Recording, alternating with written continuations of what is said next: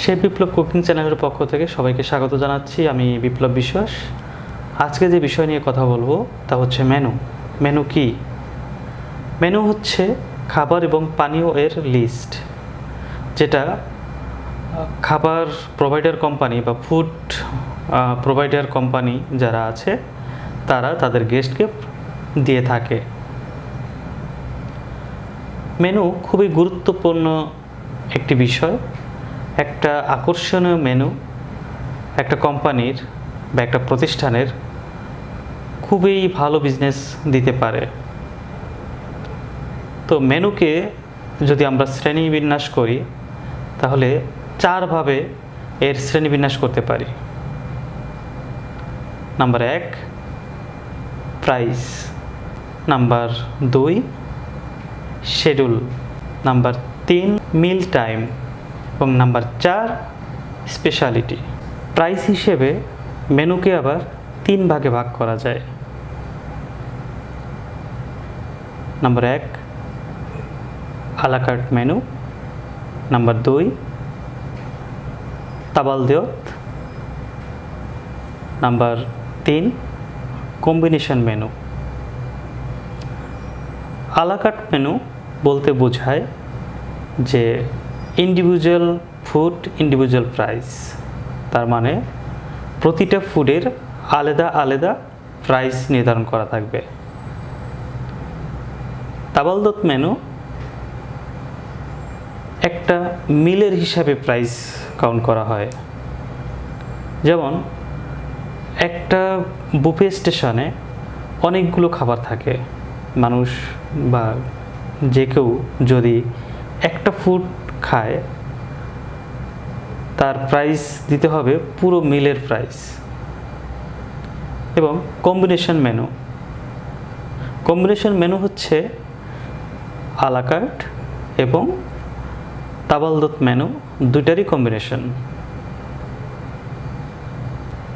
Schedule এর হিসেবে মেনুকে ভাগ করা যায় 2 ভাগে। একটা হচ্ছে ফিক্সড মেনু, একটা হচ্ছে সাইক্লিক মেনু। ফিক্সড মেনু সাধারণত যেসব রেস্টুরেন্ট বা যেসব হোটেলে রিপিট গেস্ট কম হয় সেই সব রেস্টুরেন্ট বা হোটেলে ফিক্সড মেনু থাকে। আবার যেসব হোটেলে রিপিট গেস্ট প্রচুর থাকে সেই সব হোটেলে সাইক্লিক মেনু থাকে।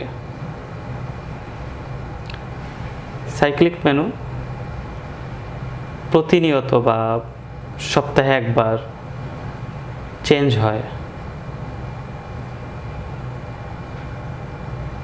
এরপরে জানব মিল টাইম হিসেবে যে মেনুটা ভাগ করা হয় সেইটা। মিল টাইম হিসাবে আমরা ব্রেকফাস্ট মেনু করতে পারি, brunch menu, lunch menu, snacks menu, dinner menu, supper menu. যেমন ব্রেকফাস্ট যে মেনুটা হবে, ব্রেকফাস্ট মেনুতে অবশ্যই অমলেট থাকবে, বিভিন্ন প্রকার সিরিয়াল থাকবে,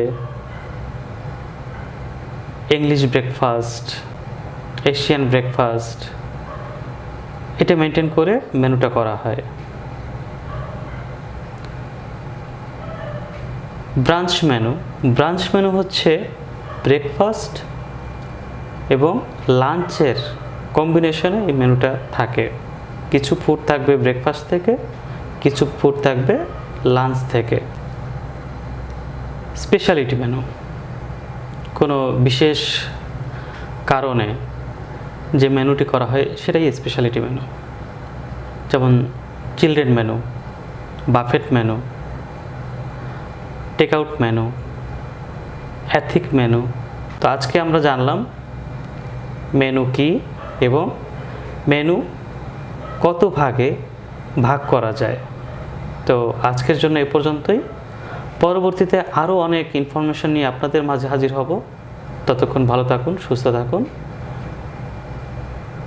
সবাইকে ধন্যবাদ জানিয়ে বিদায় নিচ্ছি।